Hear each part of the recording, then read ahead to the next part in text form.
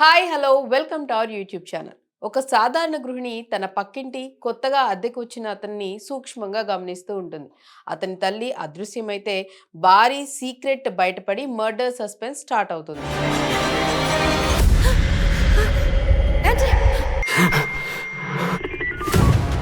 నజ్రియా నజీం అలాగే Basil Joseph super నటనతో Malayalam thriller సూక్ష్మదర్శిని story గురించి నేను ఇప్పుడు మాట్లాడుతున్నాను.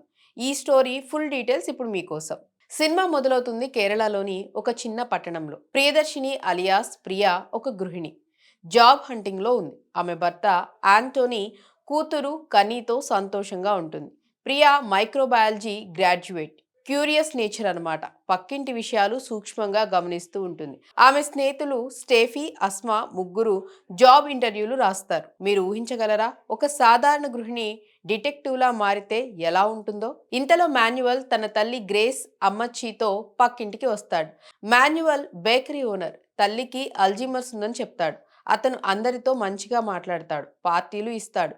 కానీ ప్రియ అతన్ని సందేహిస్తుంది.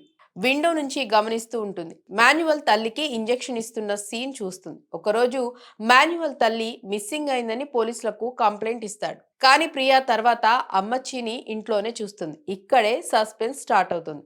మాన్యువల్ ఏం దాస్తున్నాడు? అమ్మచ్చి నిజంగా మిస్సింగా లేక మరేదైనా కుట్రా? ప్రియా తన స్నేహితులతో మిలిటరీ ఆపరేషన్ లా ప్లాన్ వేస్తుంది. మాన్యువల్ ఇంట్లోకి సీక్రెట్ గా వెళ్లి సెర్చ్ చేస్తారు. అక్కడ ఒక డాక్టర్ ఓల్డ్ మ్యాన్ కనిపిస్తాడు. వాళ్ళు అమ్మచ్చికి మందులు ఇస్తూ ఆస్తి కోసం ప్లాన్ చేస్తున్నట్లు అనుమానం వస్తుంది. ఇక ఇందులో కొన్ని కన్ఫ్యూజింగ్ సీన్స్ కూడా ఉన్నాయి. Manual double game. అతను మంచోళ్లా కనిపిస్తాడు, కానీ ఇంజెక్షన్స్, సీక్రెట్ మీటింగ్స్ వల్ల సందేహం కలుగుతుంది. ఇది సింపుల్ గా ఆస్తి కోసం కుట్ర. ప్రియా ఒక్కొక్క క్లూ కలెక్ట్ చేస్తూ ముందుకు సాగుతూ ఉంటుంది. ప్రియా మాన్యువల్ ఫోన్ ని హ్యాక్ చేస్తుంది. అతని మెసేజ్లు చూస్తుంది. అక్కడ డయానా అనే అమ్మాయి పేరు వస్తుంది. మాన్యువల్ తల్లిని చంపి ఆస్తి తీసుకోవాలని ప్లాన్ చేస్తున్నాడా? సస్పెన్స్ ఇక్కడ బిల్డ్ అవుతుంది. అమ్మచ్చి చనిపోతుందా? ప్రియా స్నేహితులు ఒప్పుకుంటారా? పోలీసులు వచ్చి ఇన్వెస్టిగేట్ చేస్తారు. కానీ ప్రియా ఒంటరిగా ఫైట్ చేస్తుంది. ఫైనల్ క్లైమాక్స్ లో మాన్యువల్ నిజం బయటపడుతుంది. అతను తల్లిని చంపి డయానాతో పెళ్లి చేసుకోవాలని ప్లాన్ చేస్తాడు. కానీ ప్రియా ధైర్యంతో అమ్మచ్చిని రక్షిస్తుంది.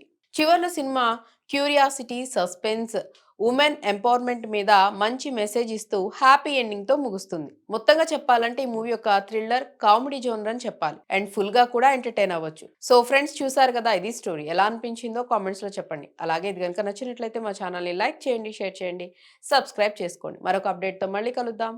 బాయ్.